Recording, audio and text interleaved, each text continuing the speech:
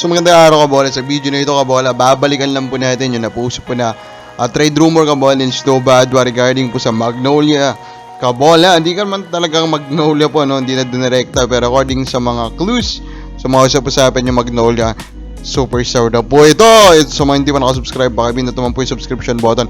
Before we go there, dito nga muna tayo sa mga comments, no?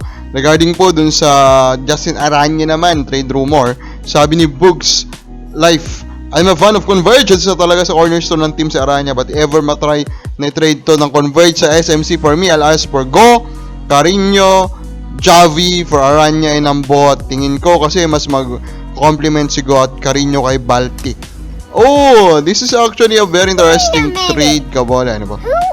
Although I think mas mataas pa rin, kabola, yung overall na ceiling ng Aranya Ambot. Pero for me, this suggestion by Bugsy is kinda interesting.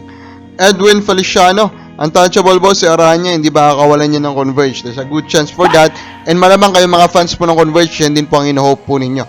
William Mortiz, sana nga yan makuha po ng max. And of course, yung ibang teams, gusto nila makuha si Aranya kasi may mga natapatunayan na rin naman.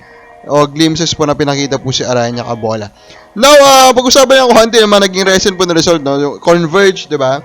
Giving TNT loss, kabola, na nagpahirap po sa daan ng TNT to get to the playoffs. This is a good sign for Converge. At least napakita po nila that they can actually beat competitive teams, kabola. Then Magnolia naman, na-survive nila yung Terra Firma. Pero I'm also fine with what I saw in this game. At least seryoso po yung Terra Firma sa paningin po natin during this game, kabola. Now, after po ng jersey retirement po nitong si Arwin Santos, may article dito, and malamang may mga fans din na nagtatanong, next na daw ba yung kay Alex Cabagnot? And of course, natatanong po yan, Kabaglo, kasi nga po is, ito pong si Alex Cabagnot is part po ng Death 5, and just like Arwin Santos, wala na po si San Miguel Birmen. Kaya napapatanong sila, actually wala na rin siya sa PBA, kaya malamang napapatanong na sila kung meron na rin po siyang upcoming jersey retirement, kabola.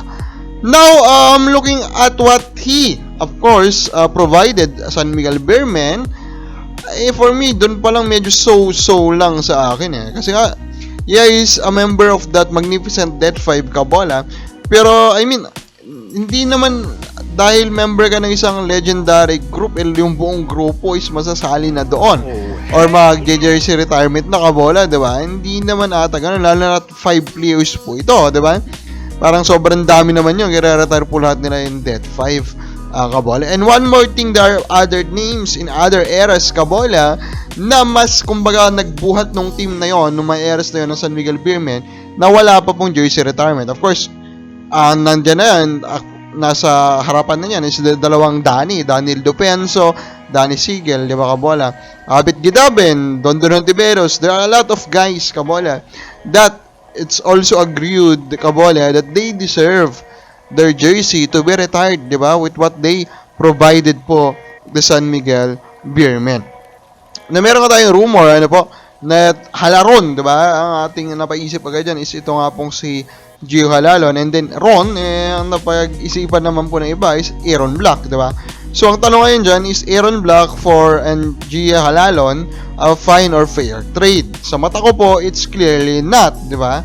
Kasi if you look at the numbers pa lang, lamang na lamang po si Gio Halalon, di ba, kabola? So, with that, of course, alam na natin na kung ito po ay talagang tinutumbok po na trade nito po si Snowbadwa, then there should be an additional from Meralco Balls. Kung po fan ng Magnolia Chats, anong gusto mo idagdag po ng Meralco Balls, kabola? Pero overall, yung pong rumor na of course saan po ito nanggaling, hindi po talaga natin mapinpoint kung ito pa talaga yung tinutumbok po niyang kabola. Kababali sa palagay mo, ano kayong trade po na tinutumbok? Comment na po sa baba.